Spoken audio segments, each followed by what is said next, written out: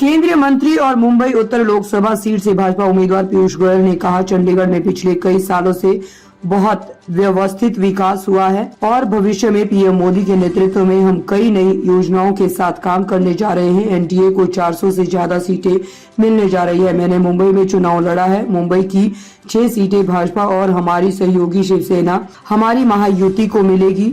ये लगभग तय है कि हम दक्षिण भारत में सबसे बड़ी पार्टी बनकर उभरेंगे। ओडिशा में अनुमान है कि भाजपा 21 में से 18 सीटें जीत सकती है और पश्चिम बंगाल में 30-35 सीटें जीत सकती है। भाई बहन चंडीगढ़ में रहते हैं, व्यवस्थित, बहुत ही बढ़िया, वर्षों से यहाँ पे विकास भी हुआ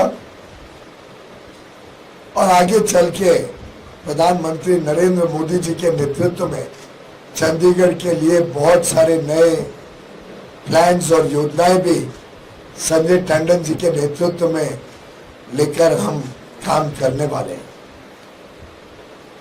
वैसे तो 6 चरण हो चुके हैं चुनाव के।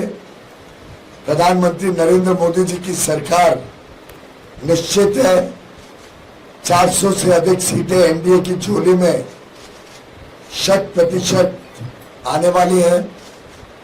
मेरा भी भ्रमण देश के अन्य इलाकों में रहा और लगभग सभी जगह जो उत्साह, जो उमंग, जो आशीर्वाद, जो समर्थन माननीय प्रधानमंत्री नरेंद्र मोदी जी के लिए, उनके 10 वर्ष के बेदाग केंद्र सरकार में प्रधानमंत्री के कार्यकाल या 50 वर्ष का बेदाग ईमानदार देश सेवा का जीवन, कण कण क्षण क्षण जनता की सेवा में, देश की सेवा में, देशभक्ति से ओतप्रोत आज पूरे देश में और वैसे तो पूरी दुनिया में आज उनकी लोकप्रियता चरम सीमा पर है। मैं स्वयं मुंबई में चुनाव लड़कर आया हूं। मुंबई की 6 सीटें भारतीय जनता पार्टी और हमारी मित्र पक्ष शिवसेना, हमारी महायुति को मिलेंगी। दक्षिण में हम सबसे बड़ी पार्टी बनकर उभरना लगभग निश्चित है। नए प्रदेश जहां हमारी संख्या कम रहती थी, अब बड़ी संख्या में प्रधानमंत्री मोदी जी के समर्थन में उतरे हैं।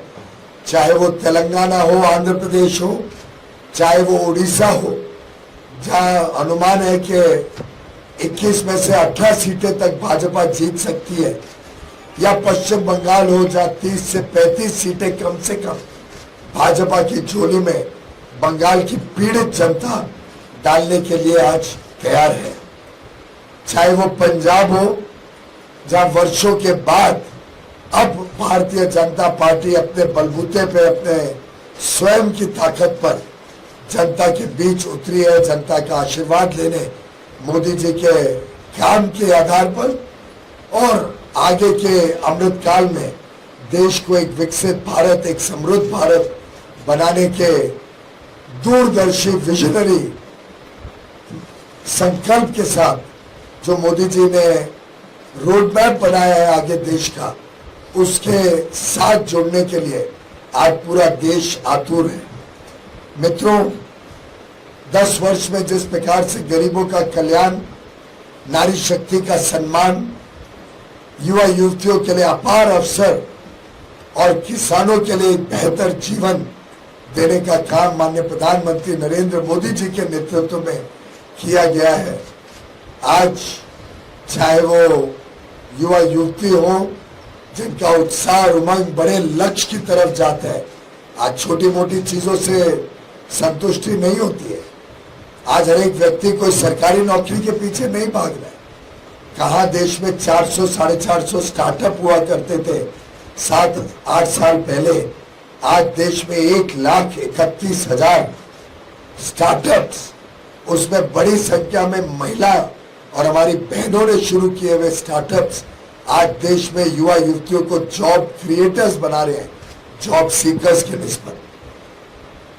जितना इंफ्रास्ट्रक्चर, आधारभूत सुविधाओं में निवेश हो रहा है, चाहे वो भारत के 114 नए इनलैंड वाटरवेज हो, पोर्ट कैपेसिटी डबल करने का काम हो, एयरपोर्ट 74 से बढ़ा के 150 एयरपोर्ट बनाने का बात हो, चाहे वो रेलवे के बड़े विस्तार की बात हो, नया बुलेट ट्रेन पहली बार भारत में आने की जो कल्पना के साथ तेज गति से काम हो रहा है, या डेडिकेटेड फ्रेट कॉरिडोर्स के काम को खत्म करने की बात हो, मेट्रो आज भारत के कोने कोने में जा रही है।